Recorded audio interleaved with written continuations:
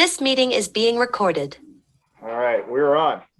Hello, everybody. This is Dr. Patrick Price, the body detective, and welcome to the show. Today, I have a guest, Dr. Mick Hall.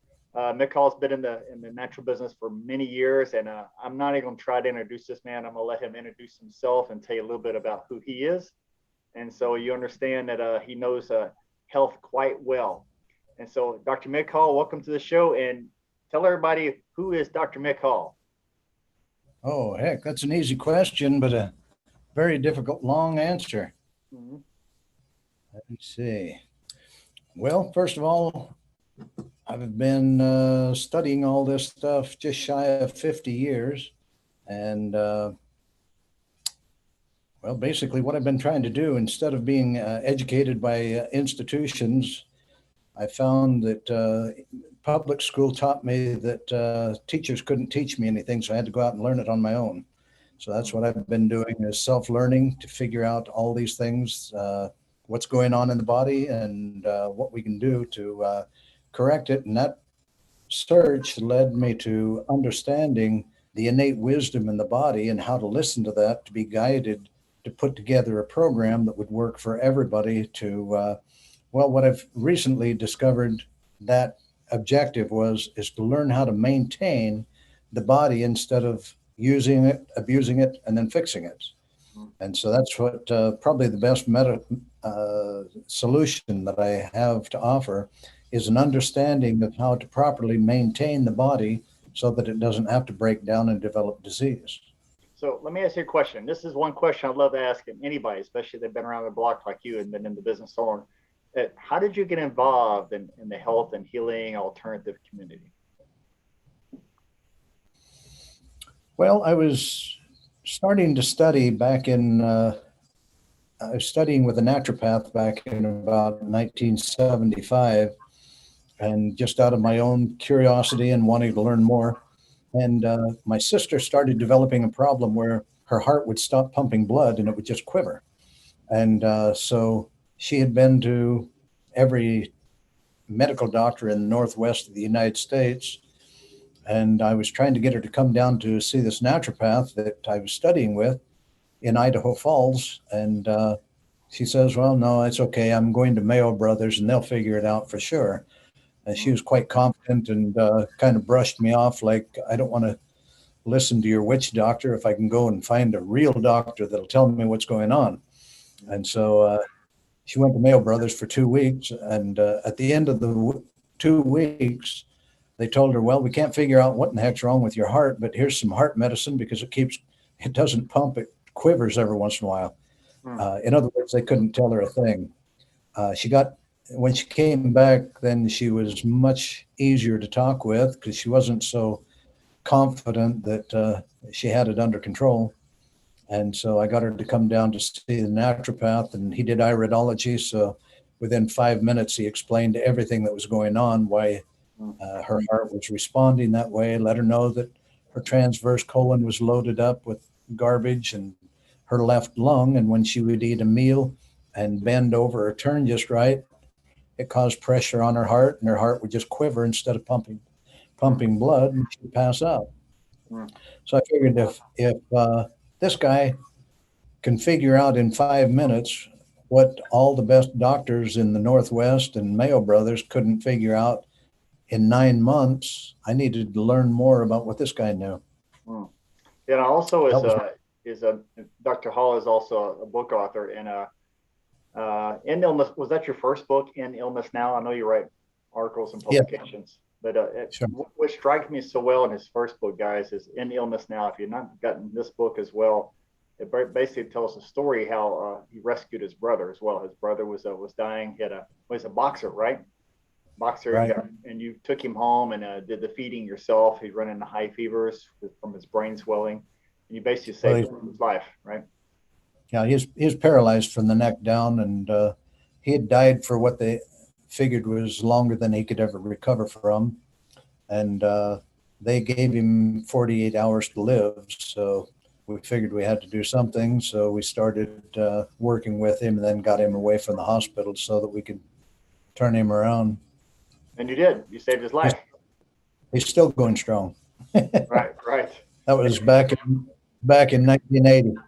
Yeah, I think that's one of the things a lot of us get involved is either one of us goes through a health crisis ourselves, or we have a family member, someone we care about, goes to a health crisis, and we get at the end of our rope because we don't find answers to mainstream.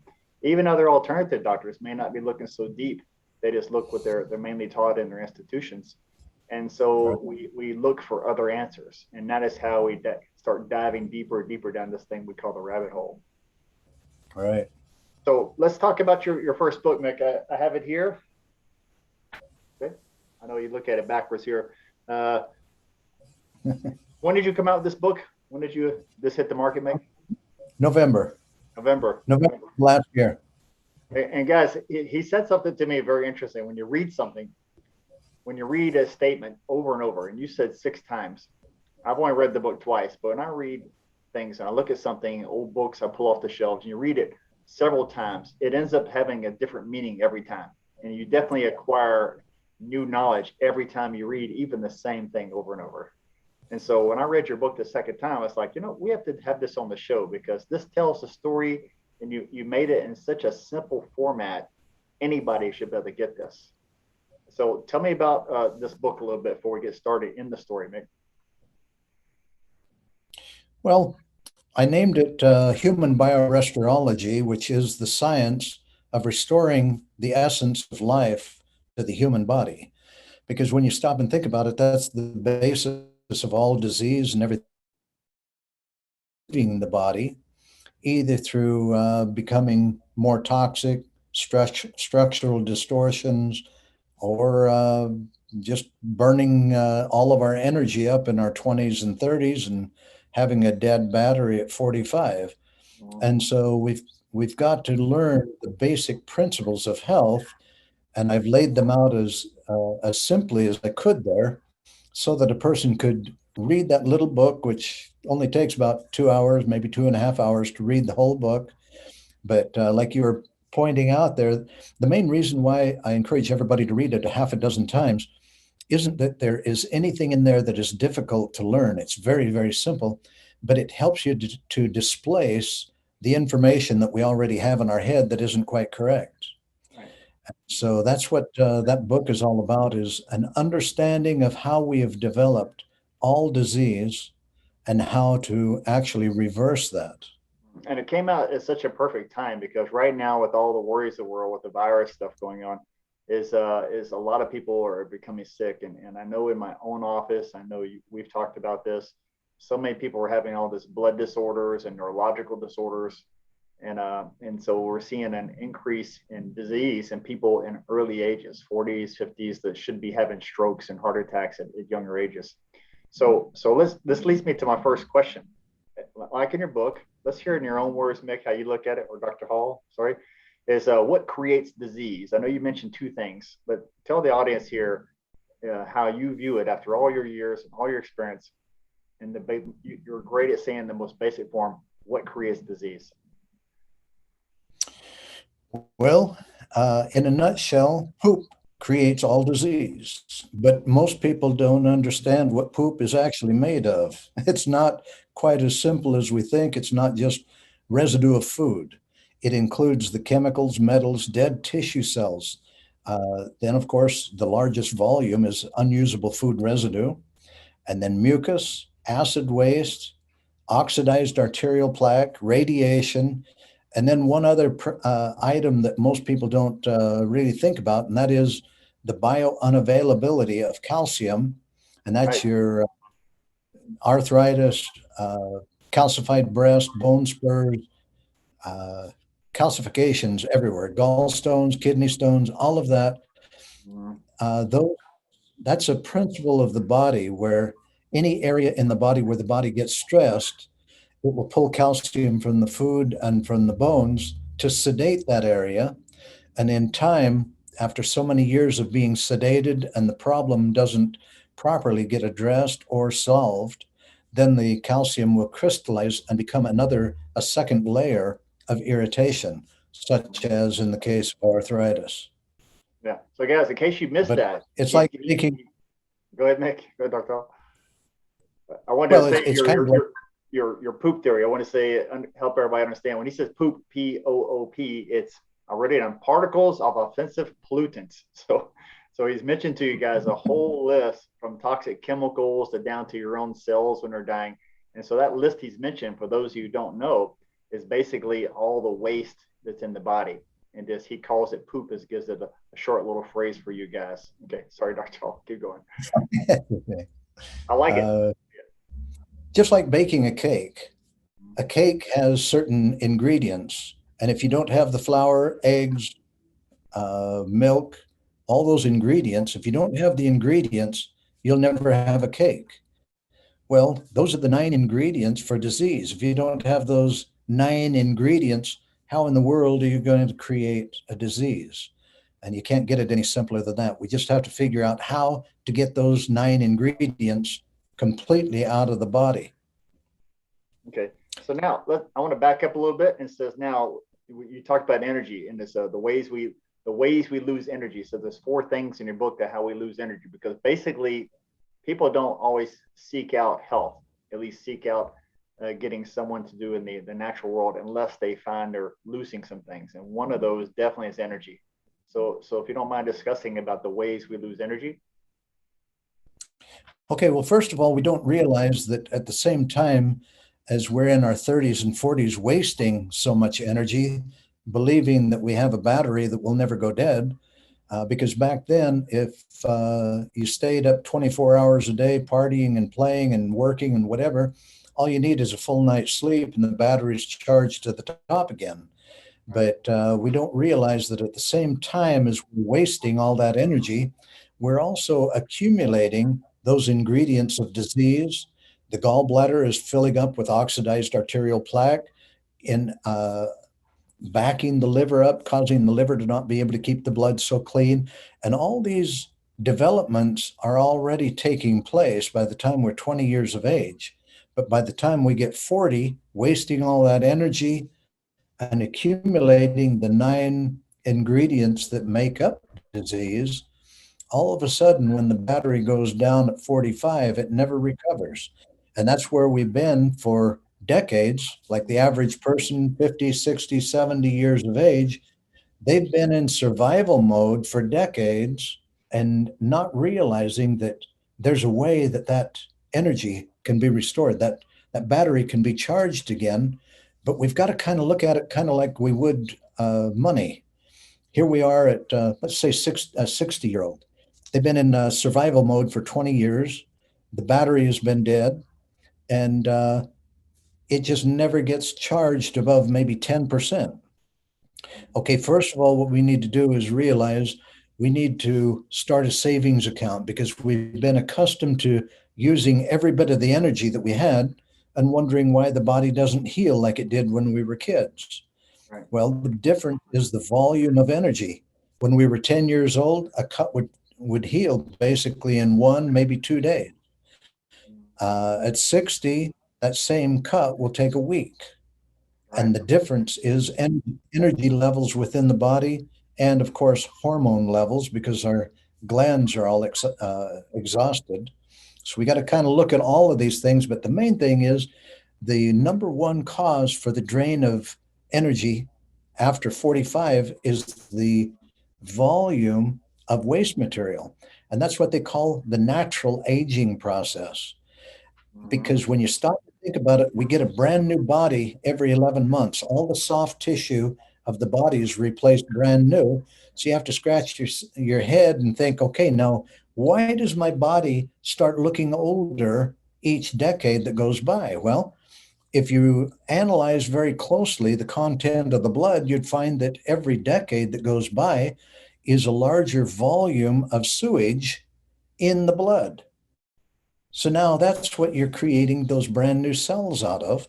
Plus, with the accumulation of the oxidized arterial plaque in the arteries and the capillaries, that's our fueling system. You know, a capillary doesn't develop a buildup the way the arteries do. They just block off. That way, those brand new little cells on the surface of the skin can't be hydrated or fed. And so as soon as they're born, fluffy, round little cells, they immediately start dehydrating and dying again. So as fast as we slough skin off on the surface of our body, the reason it's wrinkling is because the capillaries can't carry fluid or nutrients to those cells. So I want to interrupt you for just a second. Now, one of the things that you mentioned is especially me with a background in chiropractic, you mentioned blockages in nerve flow. And really, people don't look at that. I think even as chiropractors, sometimes we forget that blockages in nerve flow, as you put, about blocking the energy that goes to that organ, that gland. So please tell us more about that, because that got my attention in the book, just to remind myself, like, that is part of the aging process, block nerves. Right? Okay, the principle of disease is every problem, every health problem that we develops in a weakened area. And if it wasn't direct damage, the other 95% of the time, it's nerve flow restriction. And that comes from distortions in the structure, which includes the spasms of muscles, misaligned vertebrae. And another one that I've been tracking for years, and that is, we joke about it with each other, saying that, I don't think his head's screwed on straight. Well, you take a close look and you find that 99% of all of us have our cap screwed on a little bit crooked, which creates spasms down one side of the spine or the other, which distorts the structure. And you got to have a chiropractor straighten the structure back up. And we've got to learn how to assist that. Because, see, if we let our filters get blocked up or our colon constipated or any of that, anytime we have a problem inside our body, there's going to be an associated area of the spine that's getting torqued and reducing nerve flow again. So like the average person with a overwhelmed liver and gallbladder, in time, the upper back starts distorting. And if you don't get that nerve flow going again, the organs keep getting weaker and weaker and weaker. And that is an and interrupt you again now. I think any chiropractor out there who's been in business for a while knows that you look at the spine, T5 and T6, right out there, the liver and the stomach areas is out in every human being. You could say it's posture or whatever, but that area gets out of place. And the thing is, the organ or gland can get weak. The spinal segment can go out because of that. It's like what came first, the chicken and the egg. But many of us, I know, you adjust some people's low back that's very tight and immediately need to go have a bowel movement. That happens all the time. They'll see, hey, you just adjust me. I need to leave the room for a second. So I was like, well, please don't let me stop you.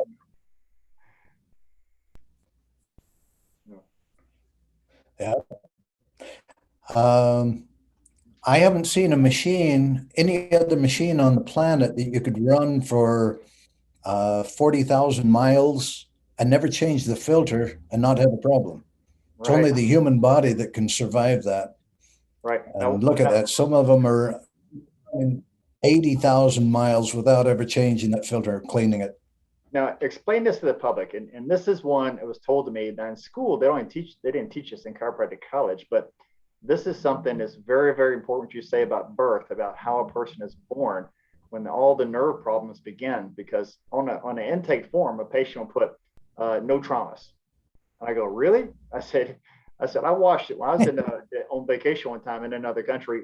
I watched 10 kids jump on a bed in an hour, and I watched probably 100 head traumas by bouncing off, hitting the floor, the counters. I saw all these traumas, and we think we have no traumas. But you explaining at birth, let the audience know how important it is to understand what happens when you're born. Okay, the indigenous people, way back when they were having birthing on their own, a woman could be out in the field working, feel the labor pains come on, and she could squat down, grab onto a bush and hold the bush and birth a baby. And what she would do is she would use the weight of the baby to dilate her.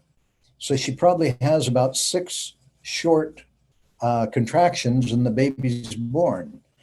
But modern day conveniences have a woman lying on her back, and each contraction has to lift the weight of the baby up the mother's pelvic floor up to dilate her. And by the time she is lifting that baby that many times to finally dilate her. If she didn't have assistance, she probably wouldn't be able to birth that baby. And so when the baby is assisted in the birth, while the head is being pulled and turned to assist the baby out, you got to remember that the neck bones are not bones at that time. They're just a firm cartilage. And when you twist the baby's head and pull at all, you've got 100% chance of pivoting the cranium on C1. And now the sad thing is the opening between the cranium and C1 is like an aperture on an old camera. And when you twist that, the aperture closes. And so a lot of people that had a very, very difficult birth, and you usually know them because they're the ones that have scoliosis, there is also a limited area around the spinal cord for the spinal fluids to flow.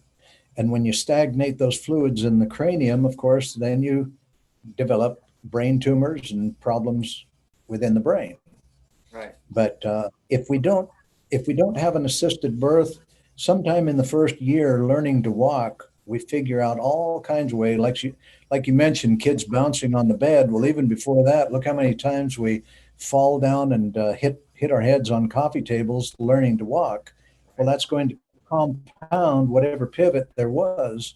And then you add to that all the other accidents and everything we have moving to adulthood. It makes sense why almost every adult has a strong spasm, at least on one side of their neck.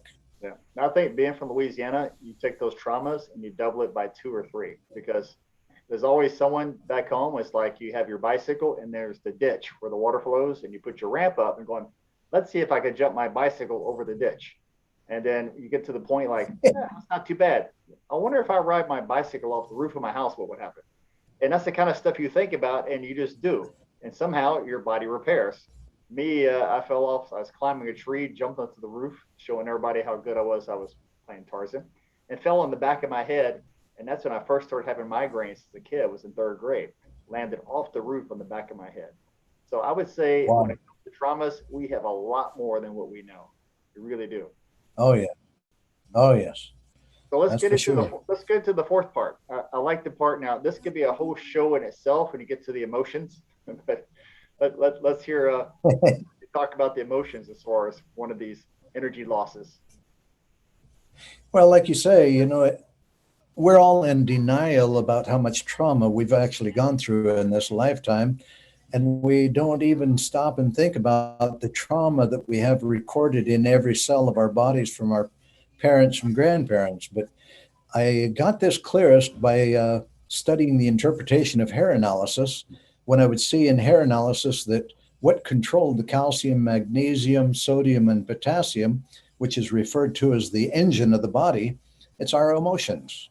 And our emotions determine the levels and the ratios of those 4 major minerals.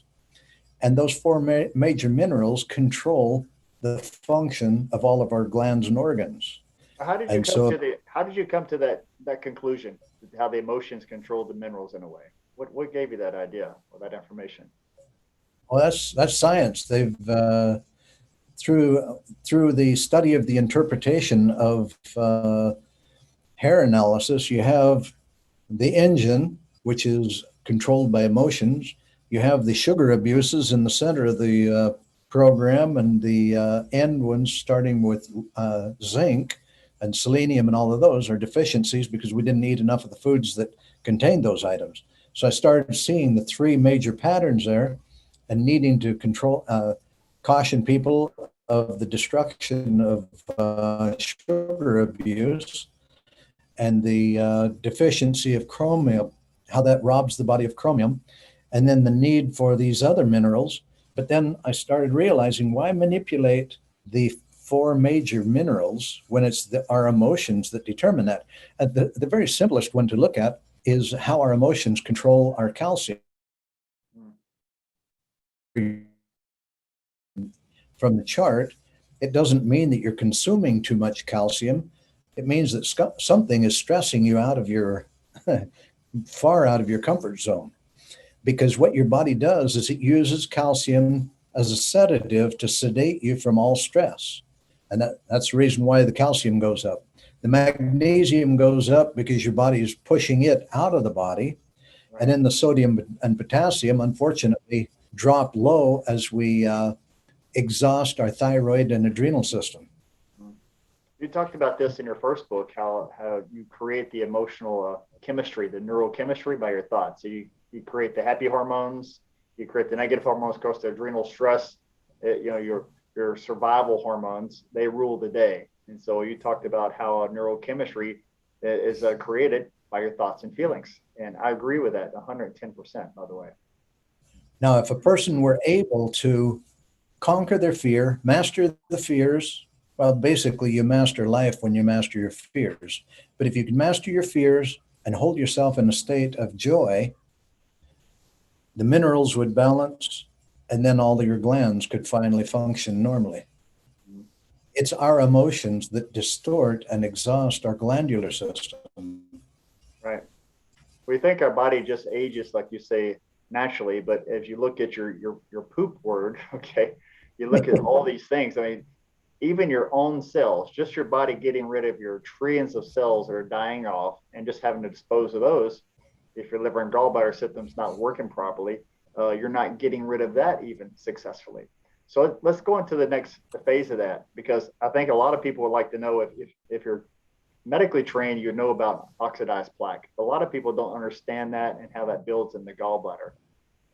Let's help people understand that a little bit more, Dr. Hall. Okay, I think that a simpler way of looking at it is, instead of thinking of good cholesterol and bad cholesterol, all there is good cholesterol. And to think of the bad cholesterol, if you take a pill to get rid of that, it's like believing in a pill that you could stick in your garbage can and it would vaporize your garbage. Okay, there's no such pill, and you don't want to reduce your cholesterol levels, because if your cholesterol is like a fuel for your adrenal glands, and it's needed for so much in the body. What we need to do is realize that what they call the bad cholesterol is simply garbage. It's oxidized arterial plaque, and by the time we're 20 years of age, our gallbladder is pretty well full of that stuff in the form of hard, waxy balls of oxidized plaque. And so from that time on, the liver just keeps accumulating and backing up with more waste. In fact, that's what a fatty liver is. It isn't fat cells in the liver, it's this oxidized arterial plaque enlarging the liver, making it less capable of cleaning the blood. And so that's the reason why all of us really need to do the gallbladder flushes, because once the liver gets such an accumulation to where it can't keep the little particles of oxidized arterial plaque cleaned out of the blood, that's when they keep recycling and readhering. And that readherence is in the carotid arteries, the aorta, and other places where we don't want it. And again, using the principle of stress, when our arteries get stressed and the body is stressed, and there's a higher level of biounavailable calcium in the bloodstream, it has actually turned arteries into a substance that is quite similar to ceramic. And I've heard stories before of a doctor or nurse dropping an artery that they just removed in surgery, and it falls on the floor and shatters like glass. Wow. Because of the high content of calcium along with the arterial plaque. Now, I've not seen that YouTube video, but that'd be a good one to look at. Yeah. Now, Dr. Haller, explain to others that, now I think this is really important to understand. This point here is going to help people really understand about the liver and gallbladder. When you and we talked about flushing in, which we'll get to in a minute, it's about why it's so important to unclog the gallbladder liver system, not to just remove your gallbladder, but to really properly unclog that. I would like you to explain to them how this affects your kidneys and how blood pressure really comes about in the body because of this. This is very important, guys. Pay attention to this. Sure. With the liver has its own trash can, which the gallbladder is the trash can of the liver. And so the liver can take the food particles and other waste materials, drop it into that trash can. The trash can dumps it into the intestinal tract, and we can remove it. When the liver gets overwhelmed, the body has to get rid of this waste material somehow. So it throws the burden onto the kidneys after the liver has been overwhelmed. And so the kidney, it doesn't have a garbage can. And when the food particles, now see, the kidneys are only supposed to be eliminating urea and mineral excesses. Kidneys are really involved in organizing our pH. And so they get rid of excess minerals, kind of keep the balance of the pH and the minerals right in the fluids. And when you start loading the tissue of the kidney with particles of food and metals and chemicals and other waste material that the liver wasn't able to filter, it's kind of like trying to force water through a water filter that is already clogged up, or like the old oil pressure gauges back in the 50s and 60s. If you didn't change your filter, your oil filter often enough, your needle would go from 3/4 pressure and pegged all the way to high, because the oil pressure goes up because the filter was plugged. And that's what happens with the kidneys. That's probably the main cause for high blood pressure. It isn't, it's recognized that the uh, the clogging of the arteries is another cause, and to hypertension is the muscular sleeve of the arteries tightening down, again because of emotions. But the most common cause is the buildup in the kidneys because of the liver being overwhelmed. Yeah. So I want everybody to understand. Now he's talking about when you have high blood pressure, and we always take the medical world gives you a pill, whatever kind of. There's I think 4 different types of medications you can give the kidneys for high blood pressure, or the body for high blood pressure. But really, if you look at what's really happening, Dr. Hall explained it perfectly. The kidneys are designed to filter the body blood. They're not designed to do all this other filtering like the liver and gallbladder does. And so when you overburden your kidneys, you get that back pressure. And then when it's clogged, your filter's not going right, you get the extra calcium in there that blocks up the kidney even more. And we get the stones in there, as a lot of us know, which are phosphorus and calcium. Is you have to unclog the liver and gallbladder. And so that will help the kidneys unclog themselves. There's a few other branches, minor branches, that we could probably add to where we are right here. Okay. And one is when the liver gets overwhelmed and can't keep the blood clean enough, then the brain will start tightening the muscles under the collarbones to stagnate the lymph. Because remember, the lymph is full of acid waste. And if the liver can't handle the workload of keeping the blood clean and the pH balanced as it is, obviously the brain is not going to want that acid waste dumped into the bloodstream. So it'll stagnate the lymph by tightening the muscles under the collarbones. Mm-hmm. And that scenario that we've just covered right there, with the clogged gallbladder, the backed up liver, and the tightened muscles here stagnating the lymph, that scenario is the one and only cause for all women's breast cancer. Okay, it's not a mystery. It's an actual kinking of the hoses that should be draining the sewage from the body. Right. Now, in the same way, as a woman is having her periods, when the brain is seeing that the liver can't keep up with its workload to keep the blood clean, the wisdom of the body will redirect that waste material into the reproductive area and use the period to help clean the blood. Now, that isn't the way the body was designed, and you're not going to find that in any anatomy and physiology book, but I discovered that through my own research of watching what happens when the liver is so overwhelmed.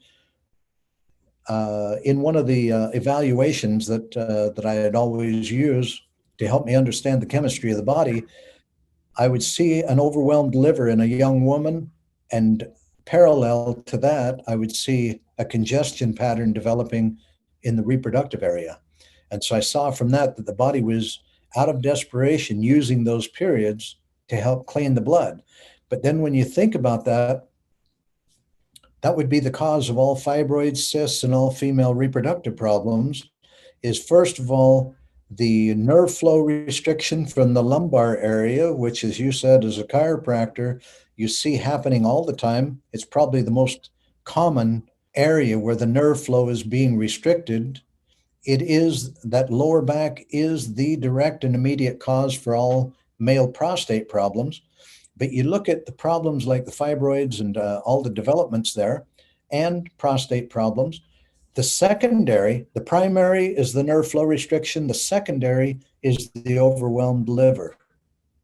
And what the body isn't able to get rid of through that area, it brilliantly forms trash cans. And they come up with names according to the type of trash can that the body formed with that waste material. Yeah, I like how you put that, the trash can. So that's really what they are. But I can tell you, you probably don't know as a doctor unless you, like a doctor told me when I graduated school, he told me in 20 years, then you'll be a good doctor. I was thinking, what does this guy know? What do you mean in 20 years? I know something now. Well, really, when you first get out of school, you really don't know a whole lot like you think. But Right. once you hit that 20-year mark, you really see enough patients and work on enough things to watch what happens. And exactly what you're explaining, when they do enough of these cleanses, they clean their colon, liver, gallbladder systems, you see fibroids disappear. I Right. marked it down for all the prostates. One year I had like prostates all year from men coming in from all levels, right? And once they did, the magic number seemed to be 6. Once they hit 6 liver gallbladder flushes, they no longer had a prostate issue. I mean, this is hands down over and over. It's repeatable. Right. So there you go. Once again, that the trash system is your body is it knows, as you say, the wisdom of the body knows to send it somewhere else to get it out of the way. But Dr. Hall, on these tests, these metabolite testing that I use for urine, you'll see when someone has a congested liver because you see the glutathione of the liver. The levels are very low. When glutathione levels are very low, you know that liver is very sluggish and they're not disposing of their chemicals and their waste very much. And you use a technique called live cell. Would you like to tell people a little bit about that? Well, there's two tests that I do for a health screening. One is the DART field, which is looking at the live blood, which we get a lot of information from that. And the individual that I'm screening can sit beside me, and I've got a large monitor that they can look at and see their own blood, which is fascinating because it pulls a person completely out of denial. They can't deny what they're feeling.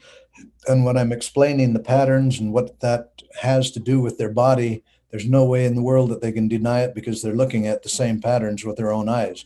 And then there's a dry blood sample that we do afterward. And the neat thing about that one is it shows the level of free radical activity.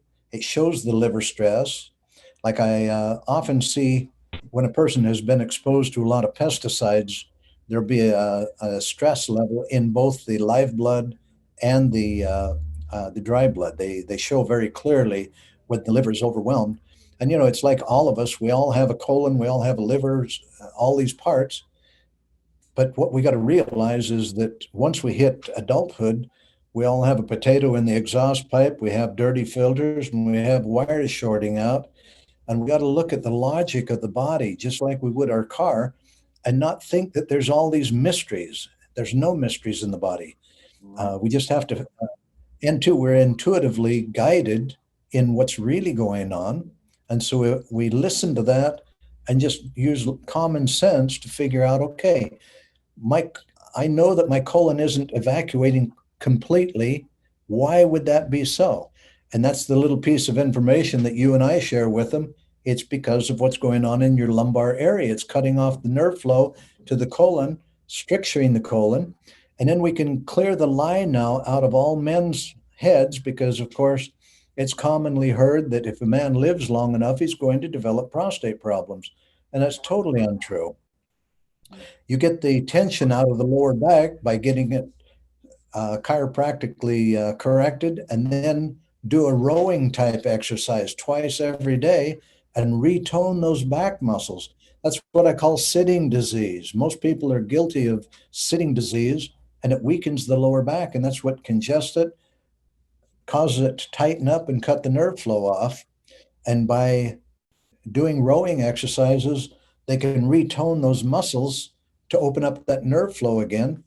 Then they do their gallbladder flushes. Those are the two reasons for prostate problems. So no man hearing this has an excuse to develop prostate problems. Yeah, but you said the E word, exercise.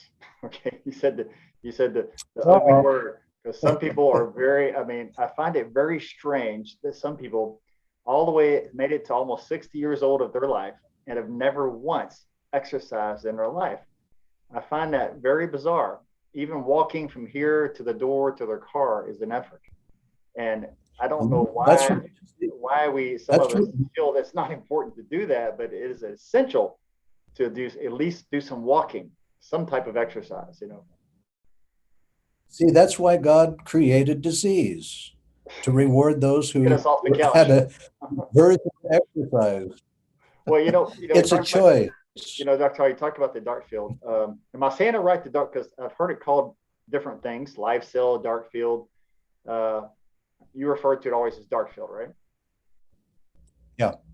So when we had a lady years ago in 2008 and for like 2009, a year, we had her in the office, and she would come twice a week, and do it right there in the office. It was amazing to see how you could you can take the saliva sample, look on the microscope, and see around your cells and see all the trash, and then take some enzymes, and in 20 minutes, when 20 minutes of taking an enzyme, see a change in your blood like right away. And so I had this workout product. It was for repair as a bodybuilding product. After you work out, it's supposed to repair the tissue. And so I didn't tell her. I said, let me go take this product. And then 20, 30 minutes, we looked, and she looked on the microscope, and she goes, all your cells are dying. What did you just take? And so we realized this product that says replenish and repair for bodybuilding was so full of sucralose. We didn't think about that back then, being in the product. It was literally killing all my cells. I mean, you can look right there within Wow. 20 minutes, I'm having cellular death, and all this trash shows up even more. So I was like, wow. So enzymes right after working out is better for cellular repair than taking any kind of product like this. But that was very shocking, because I like it, because right away you get information. You get to see it right there live. Yeah. Well, that's when I discovered the value of ozone over 35% peroxide. At the clinic in Mexico, one of the protocols was putting a little bit of 35% peroxide into the IVs to kill candida, and there's a lot of people that take 35% peroxide orally, and yes, it kills a lot of the bugs you don't want, but I also saw that it's very caustic and very harsh to the body. But ozone, I went to an ozone clinic in Florida and screened everybody going in and everybody coming out, and I was thoroughly impressed because ozone wasn't harsh to the cells. Like you say, you can look in the blood and find out what the cells think of anything you're doing, and they'll tell you immediately. Well, the 35% peroxide, the cells say, hey, that's pretty mean stuff. It's a little bit too harsh. But the ozone, they were plumped up, looking bright and beautiful. Yeah, So well, ozone as you is know, very, both of us know a lot about that area, ozone, and we could have the ozone show, because you've seen it, I've seen it. We both have our ozonated magnesium products, but ozone, the old guys, this from the late 1800s, the Germans were putting ozone right in a vein. They're injecting it directly in the body. And I've received this right, many times myself. I get it done. We have a clinic close to us that does it immediately. It does not harm the healthy cells. But let me tell you, if you want to unclog your arteries and veins and have better blood pumping through your body, putting saturated, it's a gas now. So it's not like it's O2, it's O3, it's a gas. So it goes to every membrane in your body. And when you get an ozone infusion, if some of you out there have never had this done to you, when it goes into that vein directly, you feel it in your brain, you feel it where you had a toothache last year. I mean, it goes all kind of your eyes, wherever you have pain or a problem, like he says, restrictions, that ozone is going to go right there and open up all those little bitty capillaries. I'm sure. sure you have plenty of stories yourself with there. It's good stuff. Yeah. Yeah, yeah. So Dr. Shaw, let's I'm looking at our time here, seeing how much time, because I know we could talk. We got 10 minutes. let's do this because there's plenty of other things that we can talk about. We'll save that for our part 2, part 3, part 4 series. Let's talk about briefly, which you would, let's give, after you horrify the audience, how do you fix things? So let's start with how you would start the process of people undoing the damage that's been done to the body.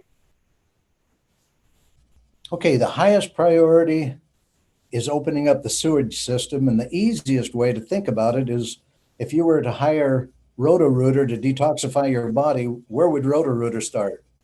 Right. Roto-Rooter would go down to the bottom end to clear a pathway so that everything else can clear. Now, the reason why our bodies can't detoxify themselves is because the sewage line out of the body has 5 kinks in it. Okay, and we've pretty well talked about them all. First of all, there's the lower back that is stricturing the colon. Then there's the gallbladder that backs up the liver, which is the 4th kink. Then the brain, when the liver can't handle the workload, tightens the muscles under the collarbones to stagnate the lymph. So to start moving fiber through the intestinal tract at the same time as doing rowing exercises, that'll start working on the first 2 kinks. Doing a gallbladder flush every second week will help get the very key. Yes. And then the third one, the liver, there's a lot of fantastic liver flushes out there, but you got to realize that if the liver were stronger, it could work better. So that could be chiropractic, but the individual has to take responsibility to take care of the reason the liver is becoming weaker, and that is get a 6-inch foam roller to roll the upper back every single day. Now we've got to start learning how to take responsibility for ourselves so that we don't have to be treated for the rest of our lives. And that way, chiropractors, massage therapists, colon hygienists, and all these professionals can enhance the work that we're doing ourselves. Then again, as we open up the pathways through the gallbladder and the liver, the brain will have a tendency of relaxing the muscles here, but then lymphatic drainage treatment would help.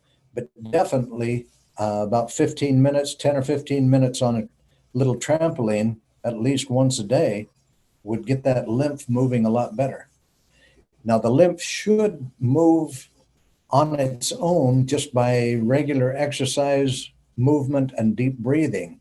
But we need to remind everybody that pretty well everybody has coagulated lymph because of the stagnation of those kinks in the hose that drains the sewage. And so a trampoline would get that gel moving a little easier. The little mini trampolines are like something I found out a long time ago. Even like women who have trouble with their bladder, they can do this little mini trampoline 5-10 minutes a day doing what we call a health bounce. And it's amazingly how they stop having leaky bladders. I mean, open the lymphatic system, yeah. Tugging on the organs, making the tendons and ligaments stronger. I mean, simple stuff, guys. Simple stuff. So it exercises every cell in the body all at the same time. Yeah.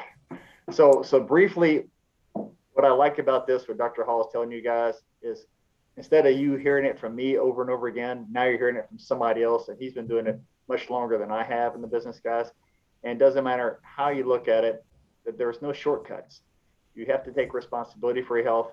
You have to unclog the colon from this end to the other. You got to get the whole system. You got to do liver and gallbladder flushes. You got to get that E word, okay? You got to do some exercise. So we're getting close to the end of the show here. We're almost at 1 hour, Dr. Hall. Let's put some closing words into this for everybody so we can inspire everybody a little bit, give them some hope that they can change their life and they can change their fitness. It's not that hard. Well, if everybody remembers that we get every soft tissue in our body renewed, brand new every year. And if we drain the sewage out of the body so that every year we're not creating the new body out of a certain percentage of sewage, we can actually reverse the age. Say we're 60, 70 years of age. The goal is to reverse the age back to a fit and healthy 35-year-old. And then remember that the body was designed to last 600 years. So if you, after listening to this information and getting a little bit more of the same information, if you leave the planet before you're 130 years of age, you're committing suicide. So with a brand new body, clean it up, tone it up, and realize that the second half of your life should be 10 times more fun than the first half, because you Right. don't have to learn all that stuff again. I have to remind people, just because you think you're 50 something years old, you're not ready for the grave. All the old Chinese books says they really do. I talked to a patient the other day. He goes, "Oh, I'm so old, I'm so old." And I asked him how old he was, and he was the same age as me. But he thought he was extremely old, and he looked very old. So that was just, so if you think you're old, you're going to feel like that. And guys, my mom at 91 today can still probably outwalk anybody watching this video right now. And what does she do? She cleans her colon, she cleans her liver and gallbladder system. This is one thing that she has always done. She don't do a whole lot of stuff like I do, but she does the basics, and she's still going strong. So guys, I'd like to, we're going to have Dr. Hall back, because him and I are just beginning really to get into the subject today. And I want to introduce everybody to him. And this guy has been solving the mystery of illness for a long time. And I like Dr. Hall. He takes the complex and makes it simple. And that's the way I like it, because life should be simple and your health should be easy to take care of. And guys, Dr. Hall, thank you again for being on the show today. And we'll look at when to have you back. And I think I want to start back with the emotions next time. So we'll start there a little more. And all right. Thank you for watching. It's Dr. Patrick Price, the Body Detective, and we'll see you next time. All right. Thank you, Patrick.